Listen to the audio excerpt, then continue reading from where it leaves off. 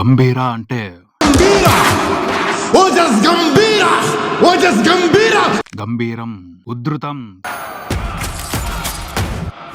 తీక్షణం, లోతు అన్న అర్థాలు వస్తున్నాయి. గంభీర అంటే లోతైన మనిషి అని అర్థం చేసుకోవాల్సి వస్తుంది. ఓజస్ గంభీర అంటే తేజస్సు, వెలుగు, ఉధృతంగా ఉన్న వ్యక్తి, జ్ఞానం, లోతుగా ఉన్న వ్యక్తి అన్న అర్థం వస్తుంది. ఎంత బాగుంది అసలు మీనింగ్. చాలా ఇంట్రెస్టింగ్ గా అనిపించింది. చాలా డీప్ మీనింగ్ కనిపిస్తుంది ఆ పేరులో. ఆ డీప్ మీనింగ్ ని పట్టుకుని క్యారెక్టర్ ని డిఫైన్ చేసుకుంటా వెళ్తే ఒకటే అనిపిస్తుంది, లెజెండరీ క్యారెక్టర్ ఇది అని. ఆ క్యారెక్టర్ కి కొన్ని లక్షణాలు ఉన్నాయి. ఇంకొన్ని ఇంట్రెస్టింగ్ లక్షణాలు జోడిస్తే ఖచ్చితంగా సూపర్బ్ ఇంపాక్ట్ ని ఎంజాయ్ చేస్తాం. ఆ క్యారెక్టర్ ని బేస్ చేసుకునే చాలా కథలు తయారు చేసుకుంటా వెళ్ళిపోవచ్చు.